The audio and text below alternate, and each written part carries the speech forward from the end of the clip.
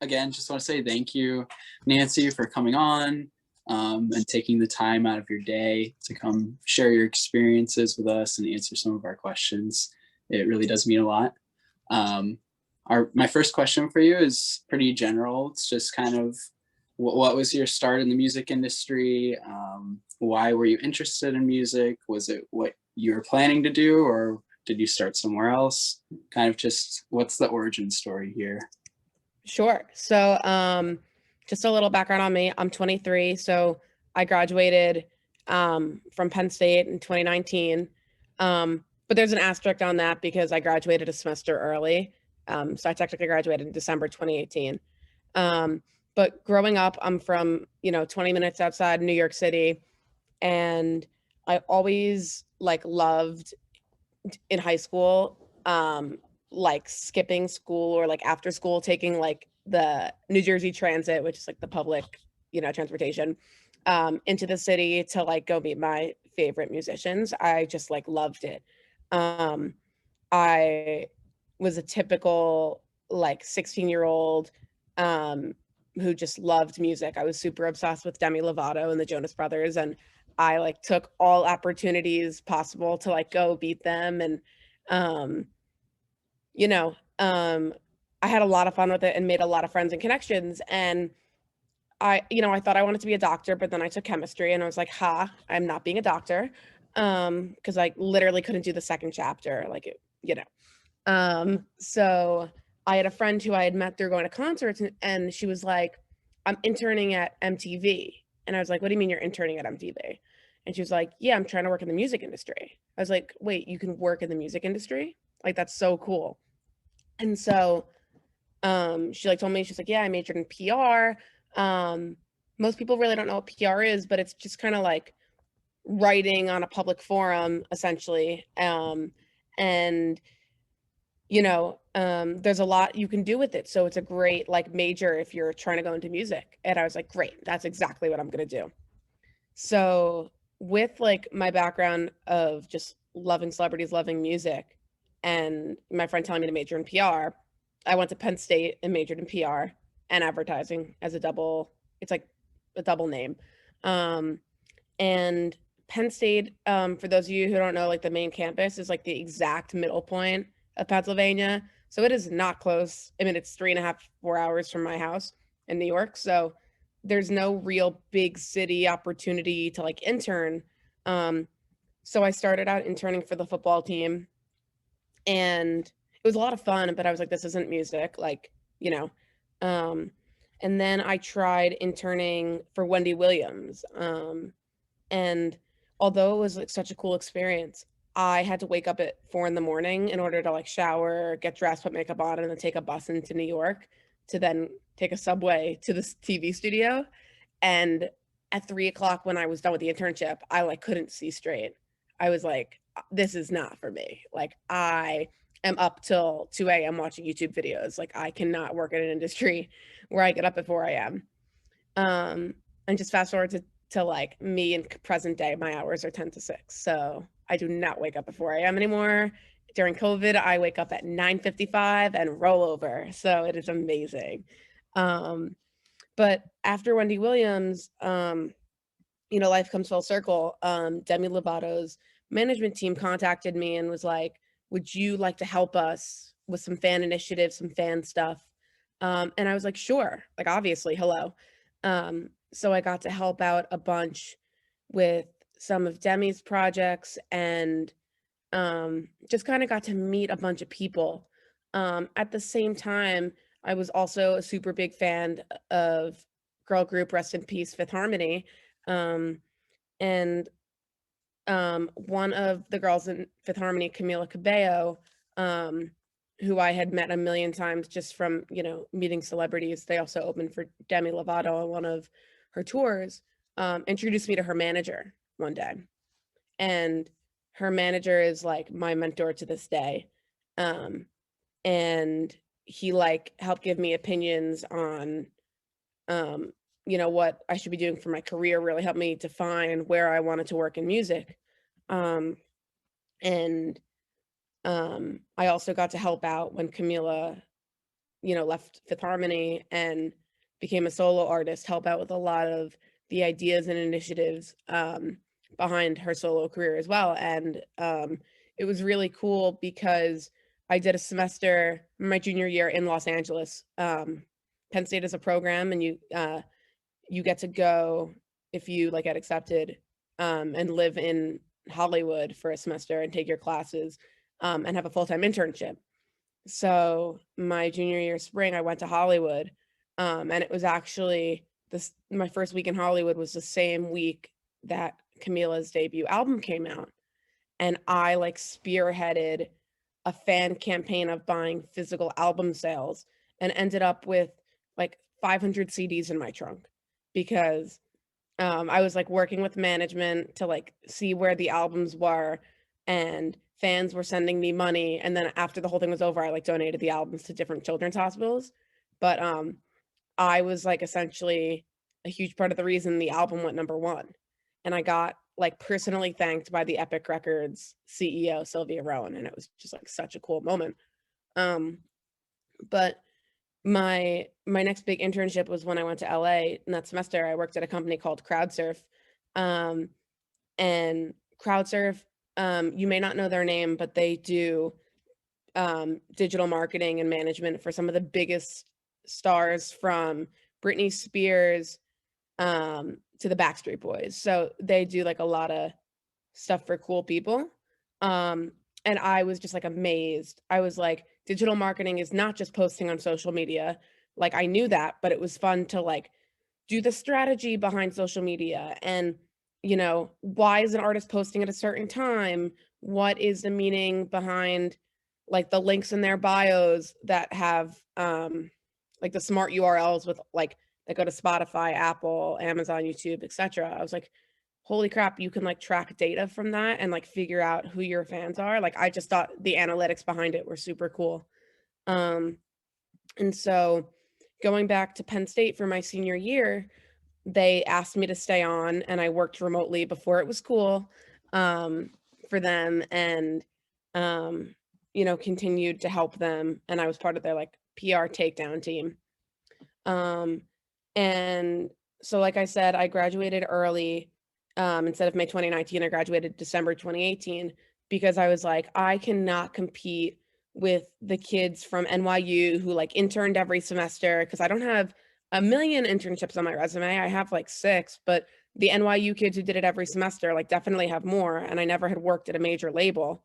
I interned for like a small Sony label along the way, but that wasn't huge, and so in music, like you really don't apply to jobs until like a month out before graduation. It's like really frustrating, and it's a huge anxiety process. But in November 2018, Atlantic Records posted the job that I now got. And when applying to jobs, it's all about connections, because a million people are going to, apply for these jobs. And so Camila Cabello's manager knew the head of the department that I now work in. My old internship boss from CrowdSurf knew someone in the department that I now work in, and another old internship boss also knew a person in this department. So there were 6 interviews, but I walked into one of my final interviews, and the guy comes in and he like slams his hands on the table, and he was like, I got a text at 11:30 last night while I was in bed with my wife, and it was like a paragraph, an essay of a bunch of paragraphs telling me how great you are. So I really hope you don't fuck this up. And turns out I didn't fuck it up, and I got the job. So that's kind of the long-winded version of how I got to Atlantic. I kind of how Atlantic is structured is there's not just like one marketing department. There's the actual marketing department, but there's the digital marketing department and the international marketing department, because there's so much marketing for every project, and just the title marketing, like you can't do everything.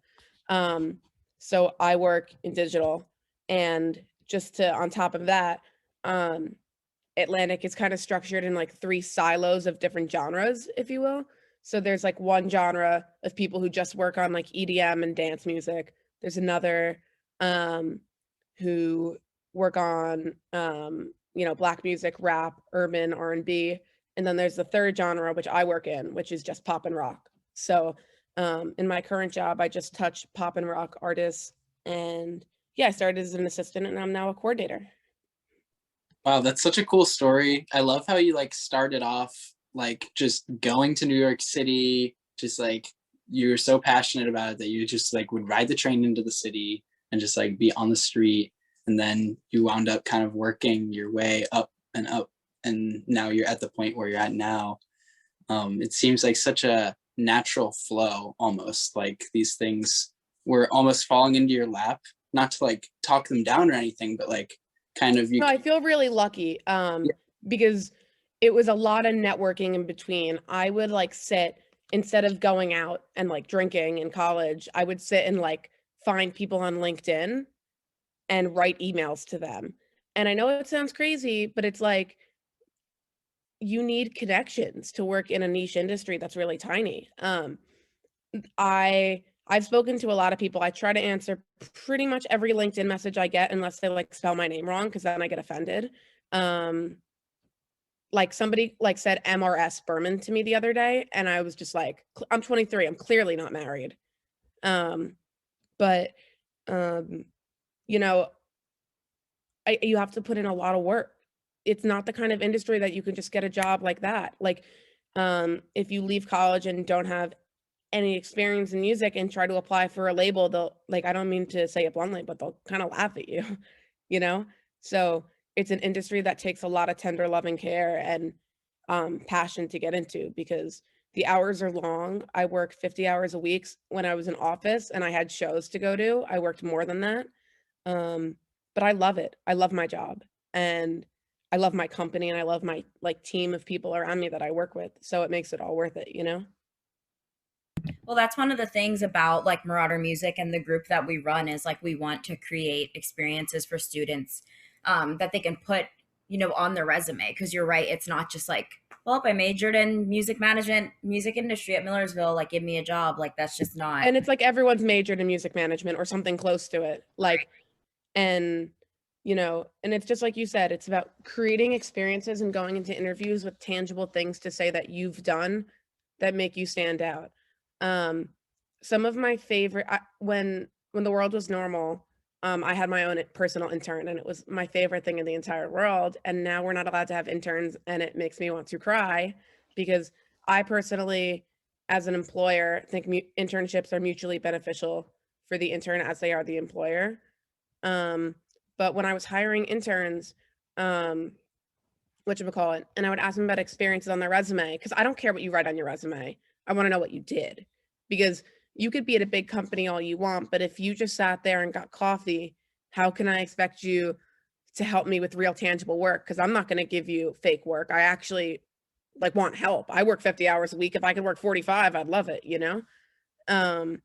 And every time I hired an intern who like actually, could show me examples of things they've done, and really talk up projects. The best at the end of the day, like people who work in music are fans of music, and that's not something to hide in any interview or like downplay at all. Like you have to love music to work in it. It's not the kind of job where you can just show up, like um I am like envious of music management majors because I feel like I would have enjoyed those classes so much in college because Penn State didn't offer them, but I wanted to go to Penn State since I was like a really little girl because my mom went there. So of course I was going to go there regardless of the major. But although like a lot of people in music management majors, like use it to your advantage in any way that you can.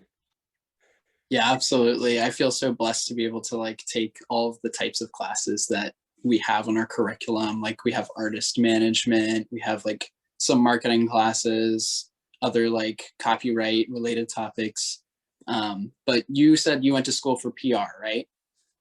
So like some of the skills that you picked up while you were in school that still serve you in your work today? So this sounds like really ridiculous, but I actually wanted to major in marketing because I thought I wanted to do marketing after I looked more into it. But at Penn State, marketing's in the business school. and PR/advertising is in the communication school. And when you're in the business school, you have to take a lot of math classes and other random business classes that when I calculated the math and the credits, it wouldn't let me have minors. I wouldn't have had time to graduate early. I figured out I was able to graduate early, like my first semester of college. So it was like strategically planned in advance. But it wasn't my major that was beneficial to me in college. It was one of my minors, and it was called Digital Media Trends and Analytics. Every single class that I took in that minor, I like still use things from today. I took like a digital PR class, which just like taught me how to use the back end of social media platforms. And I like got certified in Facebook, certified in Twitter. And it sounds funny, but it's like there's a lot to these platforms that you would just never know existed. Like Facebook has something called the media portal.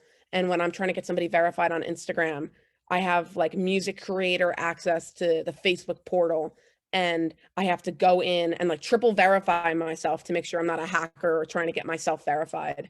And then submit all this information for an artist. But it's like I learned that, in this digital PR class that I took.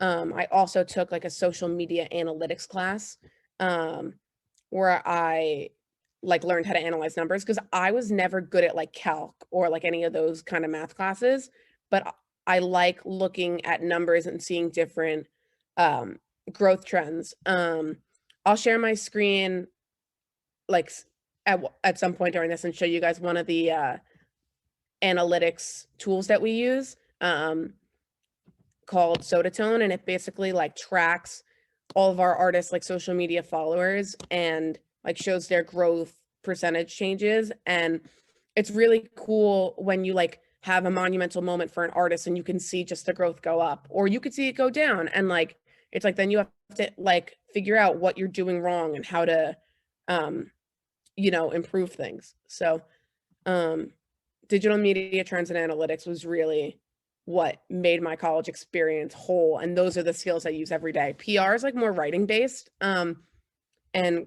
I'm like a grammar police. Like I can like, if somebody spells there wrong, I like get really upset. I'm like, really? Like, come on. Same thing with the yours. Like it really irks me. But I didn't need my major to tell me that. My major kind of paved the way for me to do my digital media minor. And I also did a leadership minor, which I loved. So.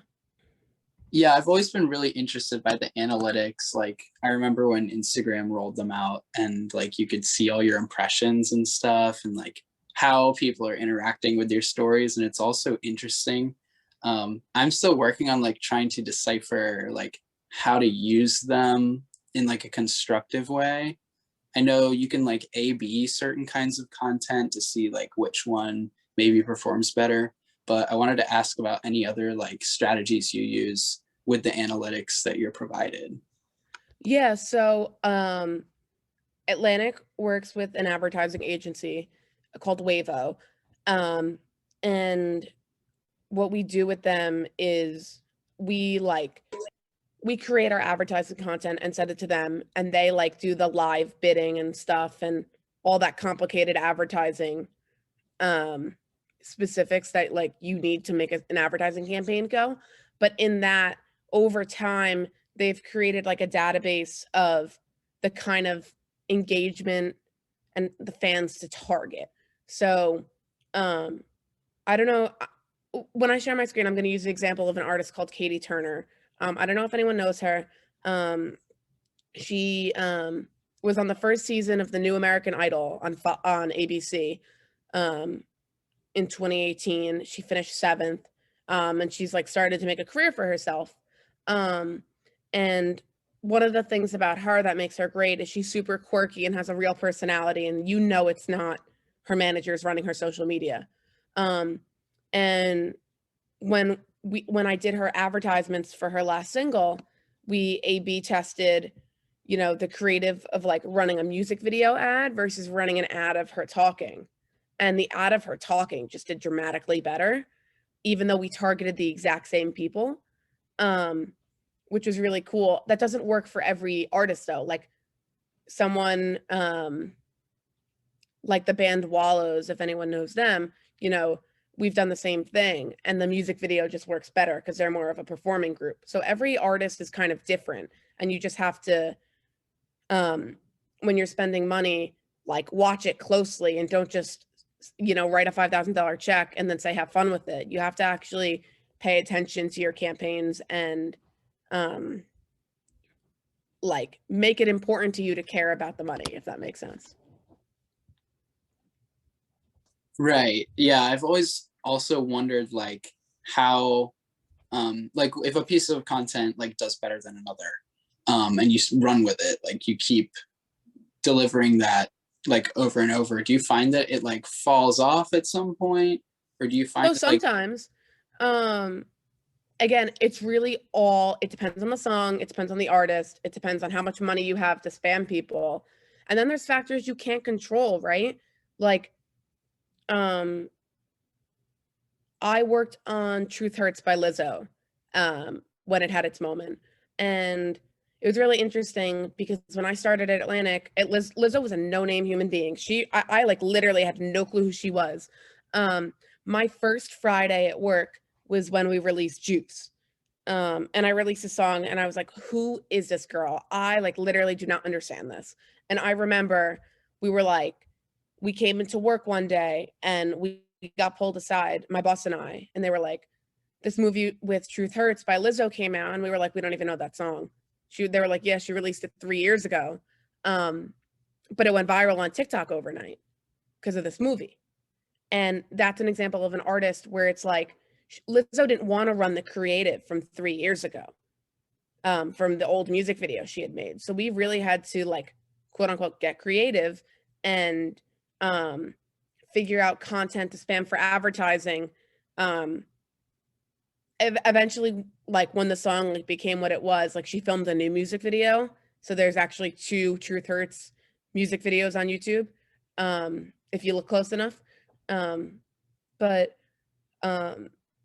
like the creative is always has an asterisk on it, because if something takes off, like everything's subject to change really quickly. Right, there are a ton of variables at play in all of this. That's also so cool that you got in like right before Lizzo blew up. That's so interesting. She's like probably one of the best known artists on Atlantic at this point. Like, yeah, no, I mean, it was really cool when it was happening. I mean, I don't know if everyone knows, but Atlantic's like biggest artists are kind of Lizzo, Ed Sheeran, Coldplay, Bruno Mars, Cardi B are like the top 5. But yeah, like you said, like Lizzo really wasn't anyone, and she just took off, and it was like so cool to watch it all happen. I remember the week before the song finally went number 1 on the Billboard Hot 100. I don't know how much you guys know about the Hot 100 being calculated, but it's really competitive when you get in those like top 2 or 3 spots, because it's like a combination of different streams, different YouTube views, different radio spins, different physical orders.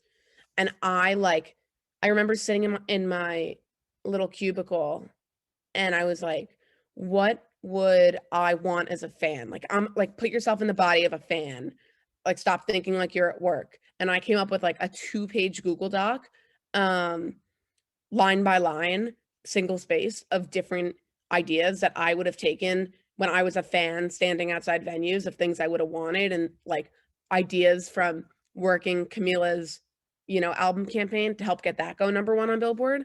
And they like used like 4 or 5 of my ideas, and I was like, holy crap, like I'm just an assistant. And they like took these ideas, you know? And then it went number 1, and then it stayed number 1 for 7 weeks, and it was mind-boggling. It was like actually crazy. And this is just like a fun tidbit, but I got put on the email to like get the plaque order, and kind of as an assistant, you're not really supposed to get a plaque when you work. But I worked really hard on it, and so I got put on the email to get it. But the company policy is like 1 plaque per year, manager and above, for free. And I wasn't a manager or above, and because assistants don't usually get plaques. And so I like paid $500 for the plaque, and it's like my most prized possession. And I'm like, this is so stupid to spend $500 on. But then I was like, I really don't care because I'll like never forget this. And it's true. It was a great $500 spent because I have never forgotten it. I'm pulling up a picture to show you guys. But yeah, it was just like surreal. And now I have like this plaque in my room that I like stare at sometimes and I'm like, holy crap, I did that. This is what I don't know if it looks like.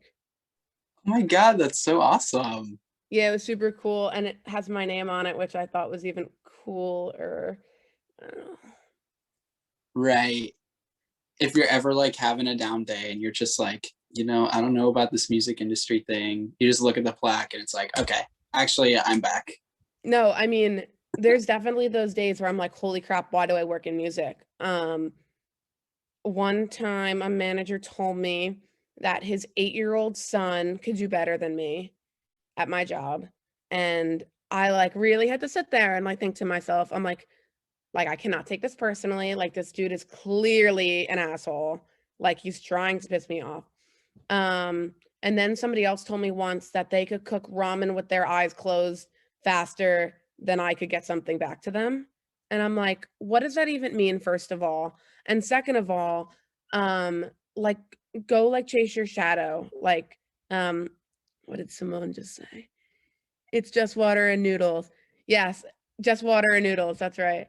Whatchamacallit. But it was just like so funny. And you know, working in a label office is really interesting because sometimes random stars just show up. And like that's cool. But other times you'll just like walk out of the bathroom in the hallway a week of reek of weed, and you just have to kind of deal with it. And it's like 1 in the afternoon, and you know, um, working in music is so interesting. And so on those days where it's like really hard, I'm like, yeah, I have a job where people smoke weed all day at, so I can't really complain too much because I'm not in like a corporate America suit. Right. Yeah, I've heard from a few people who work at Atlantic about like their experience there, and they all say the company culture is really, really cool, and they have like never felt more at home at a company. Like it's definitely a certain type of like vibe that they're looking for from their employees, I feel like. But I did want to ask you kind of, all of the crazy variables aside, like what is a day-to-day kind of like work day like for you at Atlantic? Yeah, that's a great question. And this is where I'll like kind of pull up my screen if it'll let me share my screen. Let me see. Can you guys see my Chrome? Yes. Yeah. Cool. So this is like my upcoming releases doc. And so I'm gonna go over how I planned for my release of Katie Turner's Hide and Seek last month.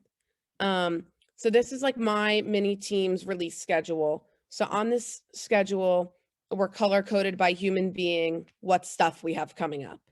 And so I look at this, I have this tab open pretty much every day, but like the week of like 2/4, I started preparing for my release on 2/19. Part of my day to day is I have to create all of the assets for an artist release for socials. So that's kind of everything listed up here, but I wanted to walk you guys through like how I get those all made.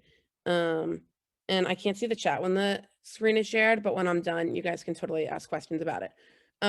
So we have this like ticket management processing system called Jira.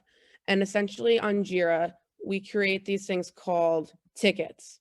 So that's basically asking like our graphic design team, what things we want created. Is it a game? Is it a website? Is it a lens? Is it like a Snapchat filter? All those kind of things. And so I'm going to take you guys through the things I created for Katie. So in these tickets, you essentially, say, I want to update Katie's social media banners for the platforms XYZ. Here's the artwork. When do I need the design to show Katie to get approved? And then when is it actually going live on her socials? So it gets assigned to a graphic designer, and then, they create something. These were the social media banners we created for Katie. So obviously, as you can see, they're in different sizes for all of her socials. And they were approved, so they went live. The other things we do, we create animated artwork. So that's like on socials when you see you know, some cool animations, if this will load. So it's just essentially whatchamacallit,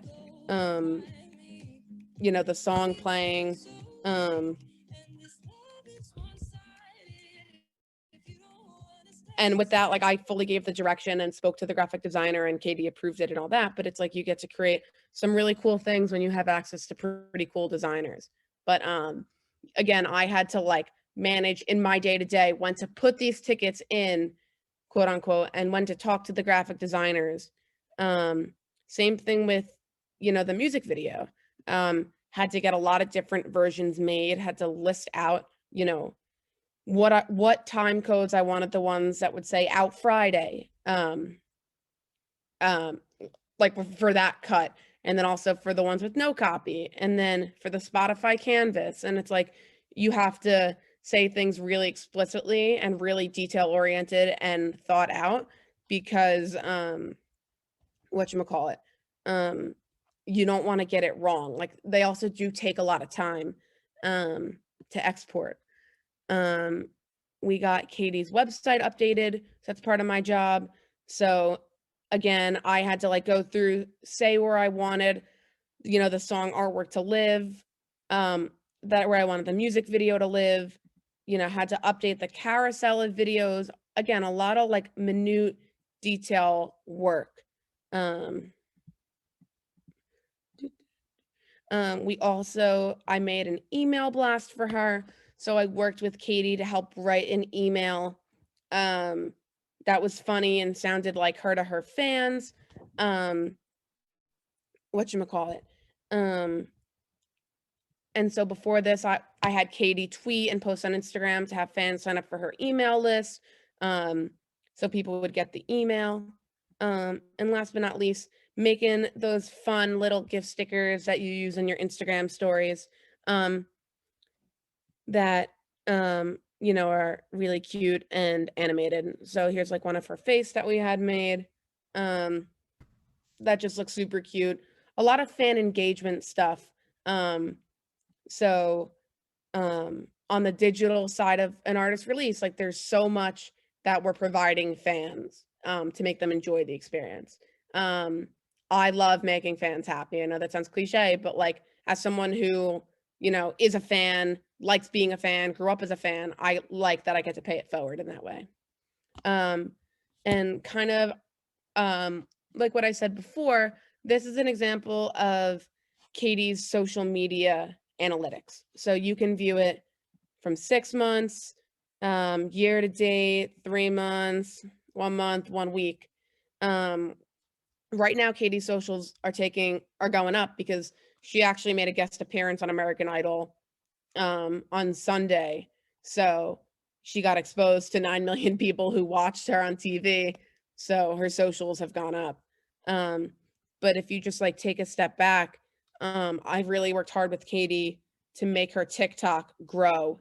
And so in the last 6 months, 6 months ago, if you see, she was at 15,000 followers on September 17th. And if you go to today, she has 173,000 followers. She's grown over 1,000%. So a lot of my day to day is like, you know, getting on the phone with Katie. She's not a huge artist. And, you know, saying to her, like, what trends are you seeing that you like, that you think you can make a video to? What are some trends that you want to do, but you're not sure how to execute them? Let's talk about it. So what do you want to post on release day? You know, working all of that in a way that the artist feels comfortable and not pushed, but also where we can make an impact.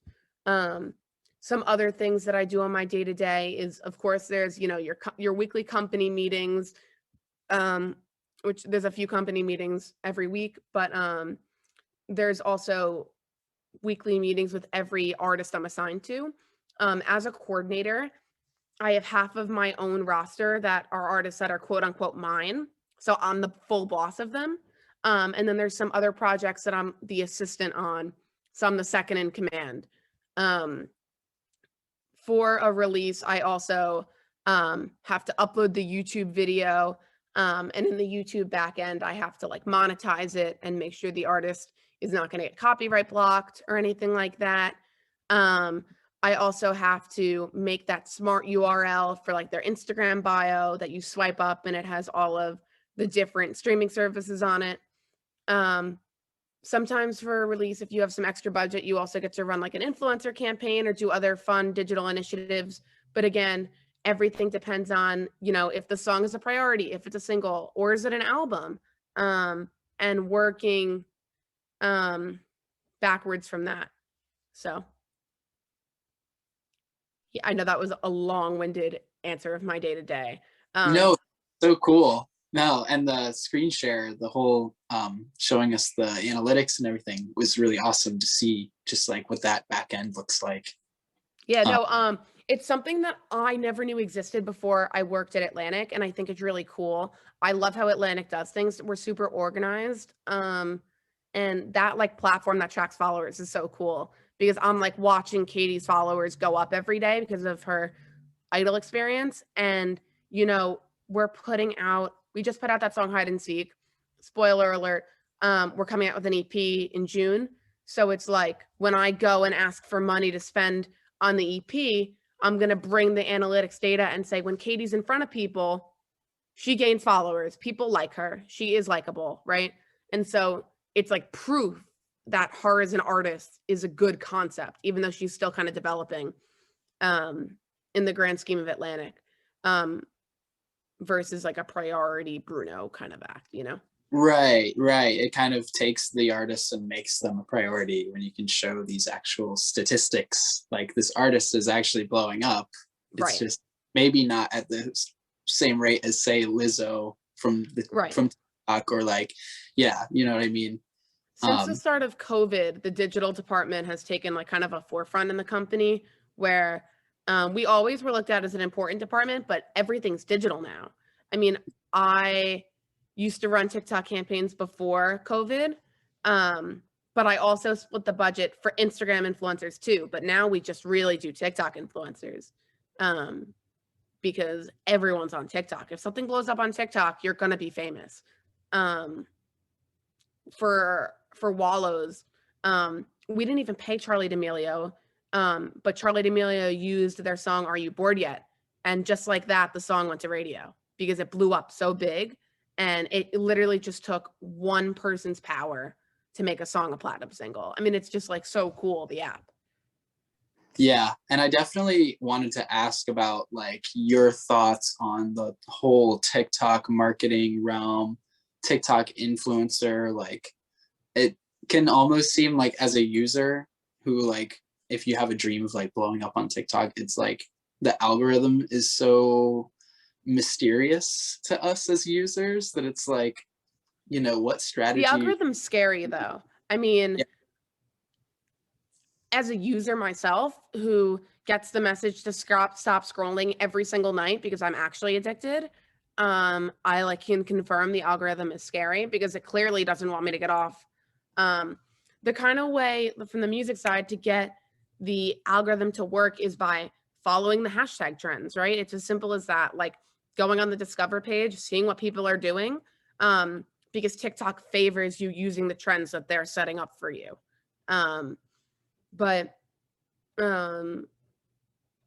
it all like kind of goes into this, I don't know how to word this. It's like, it's hashtags, but also using the trending sounds, and trending sounds are more hard to find because it's like, you have to be a user to understand what sounds are trending. I'm like blanking on some of like the biggest TikTok hits from last year because all I could think about is what my artists are doing right now. But when at night, when I would like, okay, I guess the Greatest Showman trend that's going on right now. Whenever I like see a song like 4 or 5 times in a row and it's like 2 a.m, I'll like make a note in my notes app and I'll like email or text it to my artist in the morning and be like, hey, like I'm seeing this song do something, like, do you want to do something, you know? But that's like more of me being a user, finding it and then sending it, versus TikTok being like, hey, this trend is blowing up, use it, you know? It I wish it didn't take me being a user to find that out. TikTok definitely though does send sometimes the hashtags in advance to different labels and stuff, but a lot of the times it's me as a user figuring it out and sending it to my artist. Yeah, it's like, it's still mind-blowing to me, the effect that TikTok has had on the music industry, especially the fact that it's so like music based too. Like almost every TikTok has music in the background, and a lot For sure. of people really do blow up off of it, or even if they don't become famous per se, they're still like getting their streams run up, like gaining a following, especially if they follow up and like engage with their audience. It's like one For sure. and garner like literally like 10,000 devoted fans like very quickly. Oh, for sure. So It's like crazy, right? It's like it like almost doesn't make sense how an app can be huge as it is so quickly. But I guess like everything during COVID is so unprecedented. Because kind of like the virtual live stream shows like didn't work. Like as a fan, I only watched one virtual live stream performance and it was Dua Lipa's, and it was like the most amazing thing I've ever seen in my life, but it was like definitely like $1 million for them to produce, you know, not every artist can do that. And I never could justify paying $5 to see an artist. Like, I know that sounds ridiculous, but like I could go watch a YouTube video for free of the same song. Like, you know, I don't need to hear your ad libs in a different way. So, you know, TikTok is free, number one. And now every 9-year-old like has a phone. It's like, it's so weird to think about. Like when I was in middle school, I remember when I got like my Pantech Duo, if anyone knows what that phone is. It like slid 2 different ways. It was like a sidekick, but like more modern. And I like can't imagine like what I would have done in middle school if I had an iPhone and had TikTok. Like, you know, I mean, my poor ass like hit tweet limit every day in high school. So, you know, I would have hit TikTok limit if that was a thing.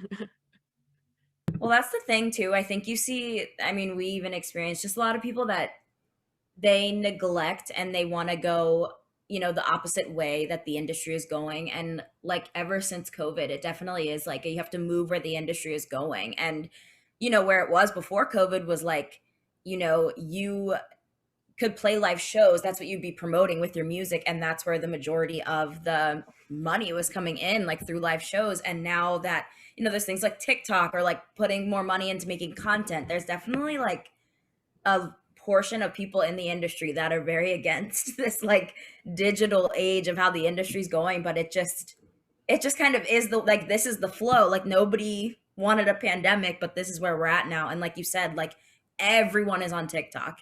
Everyone. And TikTok's not going away either. Like, yeah, it's not going anywhere even when this is over. Exactly.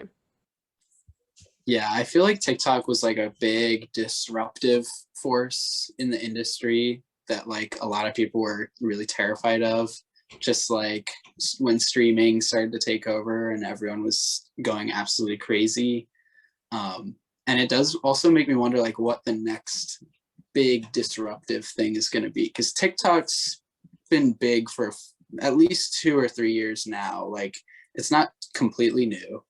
But I keep learning more about these NFTs, these non-fungible tokens. And Nancy, I don't know if you've like heard much about these, but they look we had like an emergency meeting about them last week because everyone hasn't stopped talking about them. I like literally don't even understand them. It seems like a toy for millionaires to just, you know, throw their extra fuck you money at, excuse my language, but that's what it kind of is, in my opinion. But I guess that's what Bitcoin was too a few years ago, right? I don't know where that's gonna go. I think rich people who are sitting on their thrones of cash, who have nothing else to do, are gonna have fun with this. But like, it's hard for me to see the average fan, like myself, who's 23 and doesn't make $1 million an hour, getting super into these things, you know, but it's like a cool concept in theory, right? Like Kings of Leon's NFT that they just did with their album.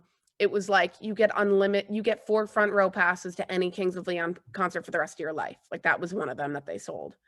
And I was just like, how do you have enough money to like buy something like that? You know, like I just like really cannot even comprehend. So Like, it seems like the Fire Fest of 2021, like just something for people to just spend money on, that like money's not even an object, like it's nothing. no, literally, that's exactly what it is. But we'll see. Like music's so evolving. Like Amazon Music wasn't a thing like 3 years ago, and now people are like rumoring that in the next 5 years it's going to be bigger than Spotify. So I don't know about that. I think Spotify is amazing. I think it's better than Apple Music. Sorry if that offends any Apple users, but I think Spotify is just so amazing compared to Apple Music. And their features are only expanding.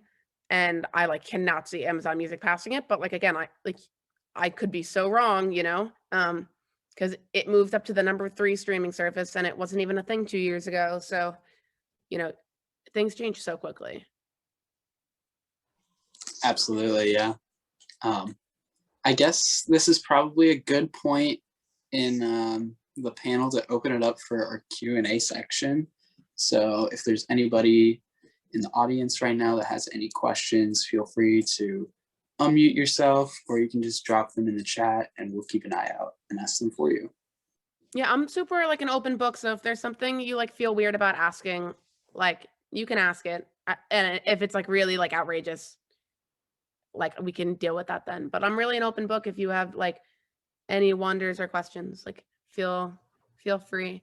I have a funny artist story though, and while we're waiting for questions.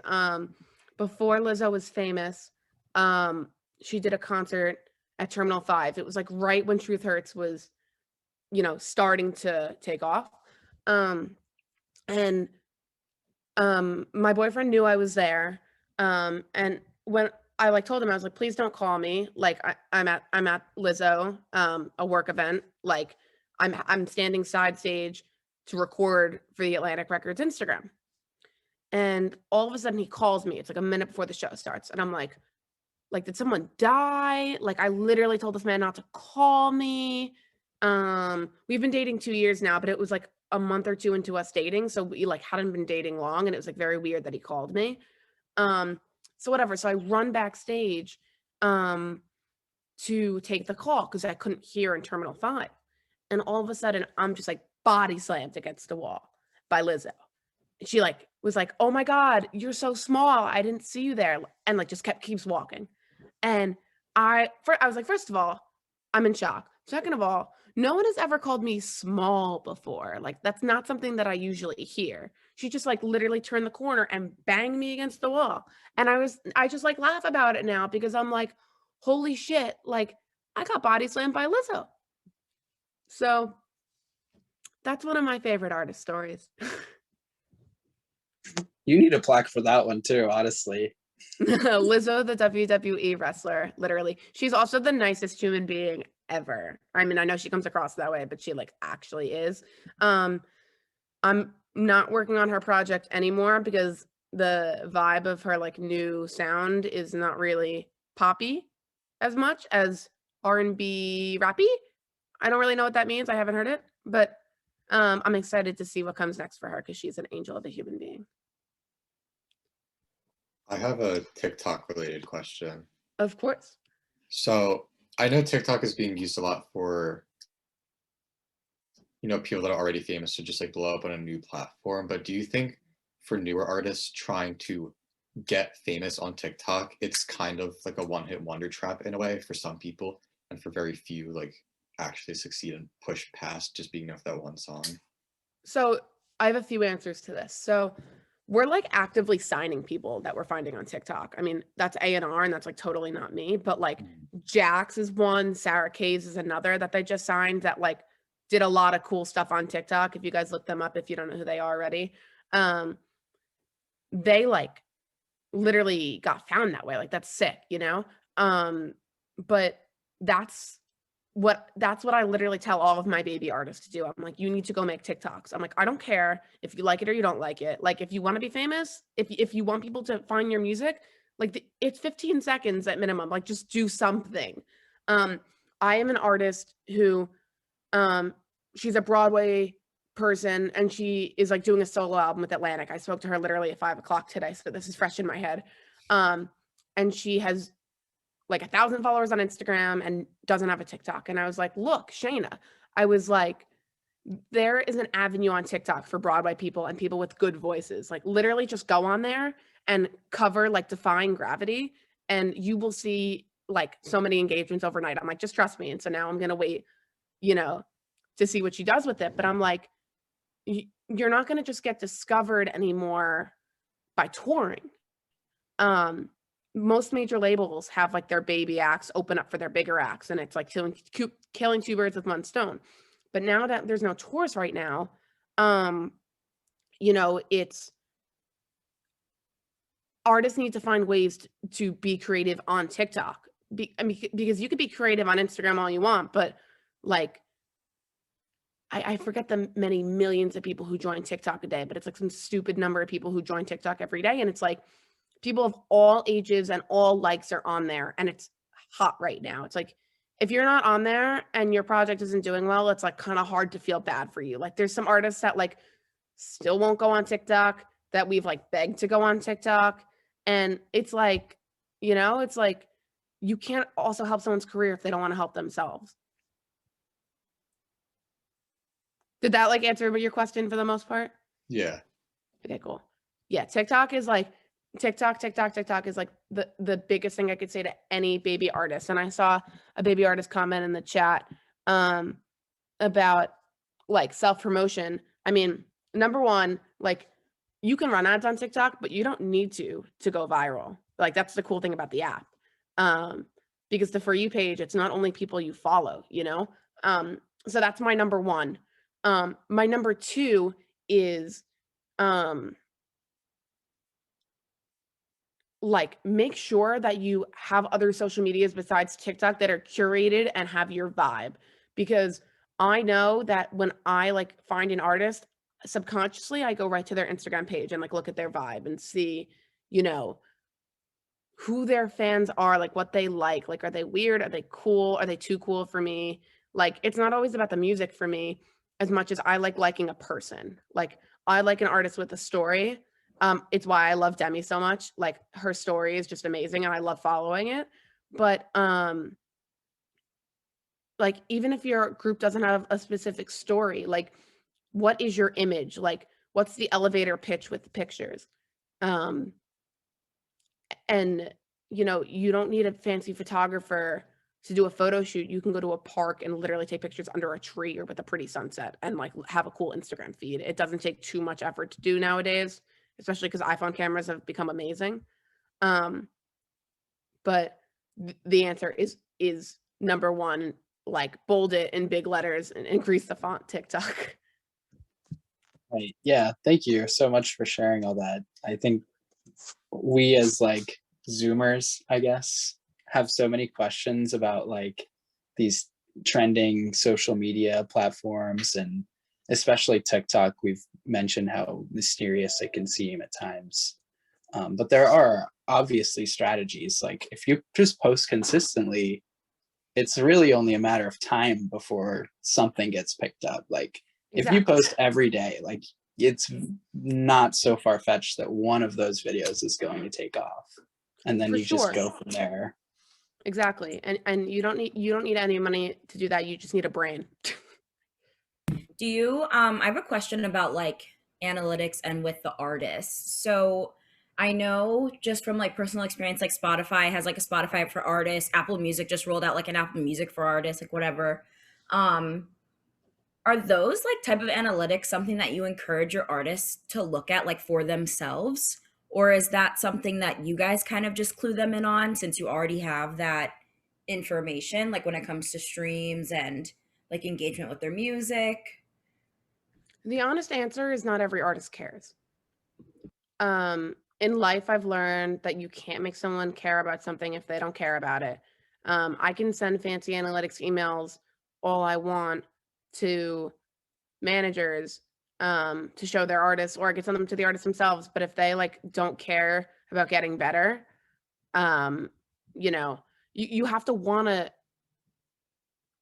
be famous. Like I don't know. I feel like if I was a person who was aspiring to be a pop star, like I would eat, breathe, sleep my analytics and look at what my fans like and what they're doing and who they're listening to, and want to gain more of them. But that's just who I am as a person.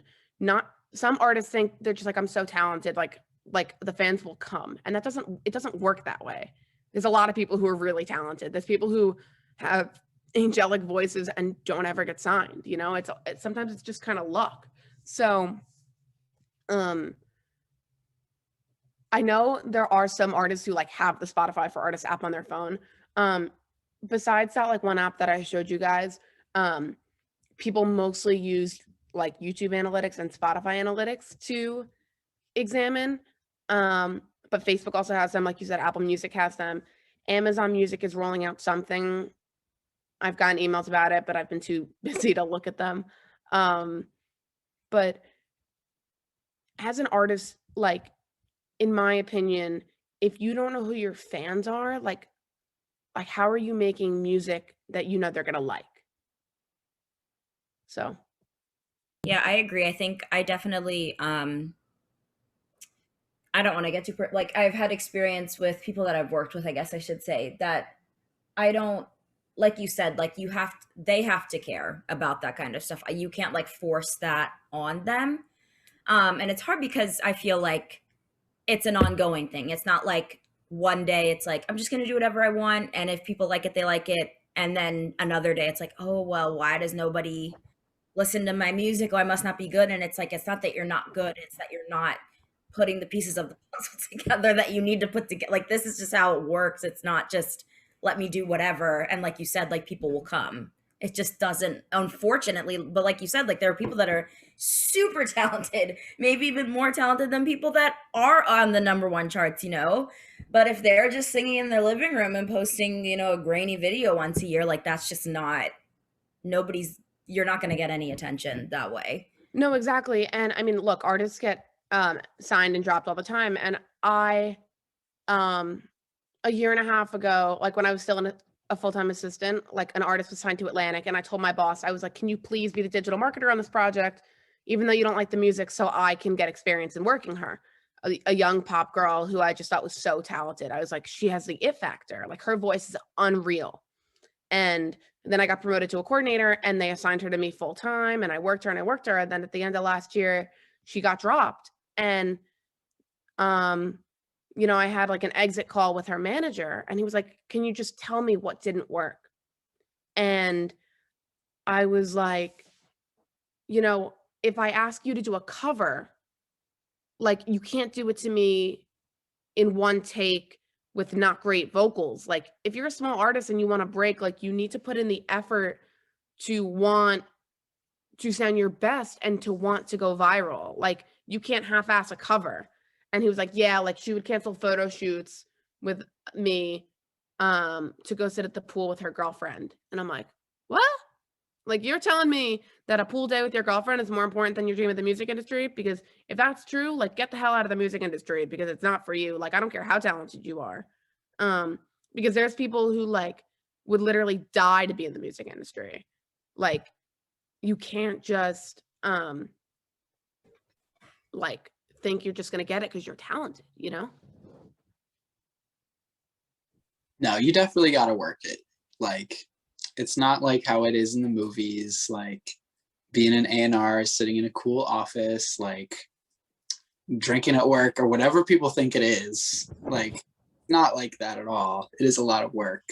No, it definitely is work. And I think it's like a big misconception. And like my family doesn't understand half the time what I do. I think like that's another frustrating thing. It's like, they're like, you work in music, you work in a computer all day. And I'm like, no, I don't. I get yelled at by crazy people all day and have to deal with really low budgets that I want to do a lot of big things on. And I have to be innovative and creative and please everyone. And it's like a lot, you know, but I love it. I wouldn't trade it for the world. Like, you know?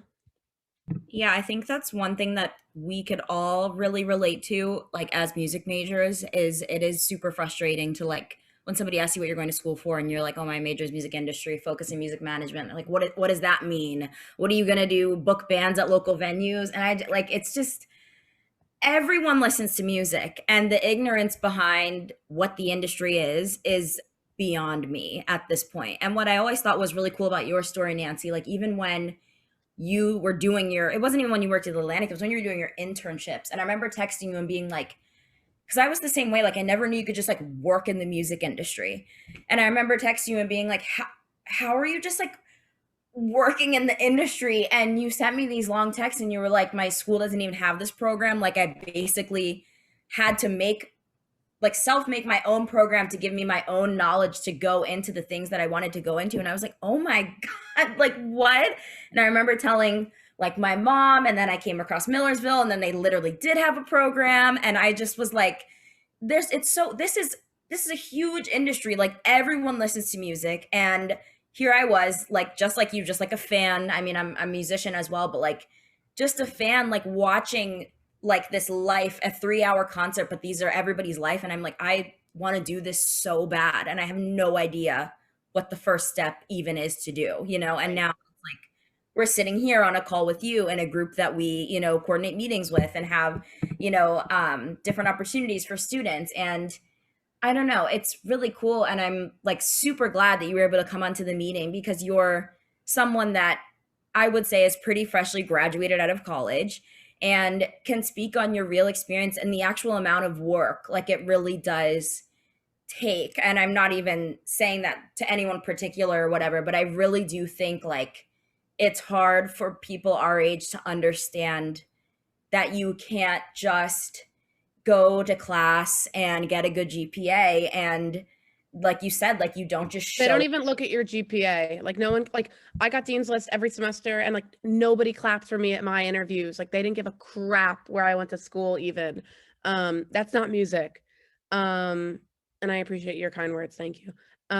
But yeah, I mean, look, I don't want to call it homework, but something tangible every single person on this call can do is message one person on LinkedIn a week. Try to connect with them. And someone with the title assistant or coordinator. Don't reach out to anyone above that. They're not going to give you the time of day. Like, honestly, that's my opinion. And don't ask for a job. Just ask to hear about what they do and to learn about different companies, and, you know, do small things that can teach you more about the industry besides your classes. Because at the end of the day, like your A in class is not getting you a job. It's the people you know who can go in the system and type recommended. And like every single job at all these major labels gets 2,000 applicants. Like my boss told me I was one of 2,500 that got my job. And I was like, how did I even get this? And he was like, so many people recommended you that we had to meet you and you killed your interview, you know? So the more people you can have on your horizontal connections, don't talk about the big ones, the ones that are around our age that like you don't ask too much of, you know, it'll really help you one day. So that's my biggest like homework that I could advise anyone on here to do. Also, NYU has a really cool music class that is taught by like label execs. It's like $500, but they like send out scholarship emails all the time. It's called like NYU Music Essentials. I would really recommend it. I took it after I started at Atlantic, and it taught me more about my own job than like I even knew. And it's like looks really cool because it's NYU on your resume. I can, yeah, I paid $500 for the class. I got like, they send out scholarship emails if you sign up for their email list. And like you get money off, but it's like money well spent. Like I would recommend it. I'm not, no plug, you know? But I really think it was like a really valuable part of my time. You get like a year to do it from when you first buy it. So there's like no rush. Let me see this. Honestly, like the class taught me more about every other department And it was like really helpful when I was first starting because I wasn't like the person who interned at a major before, and it's like very different than being a music major because it's like stuff that like they don't teach you, you know. Whatchamacallit, speaking of the STEMI check, mine did not come today. I am very sad.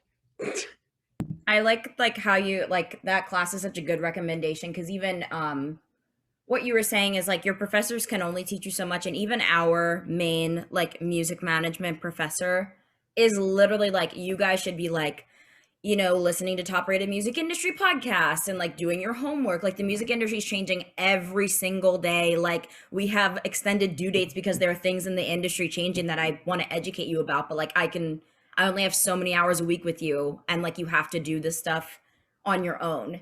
And like Michael is a huge proponent here. He's our vice president of the group of, you know, doing these LinkedIn messages. And he's told us this so many times. And now I'm feeling the weight because I'm definitely not listened to him as much as I should have. And No, now I mean, look, like, You don't can't write do- a message that's like super long and thought out. It can literally be 3 sentences. Like, it's not, nobody wants to read a paragraph about you anyway. Like, no one cares. Like, hate to break it to you, no one cares.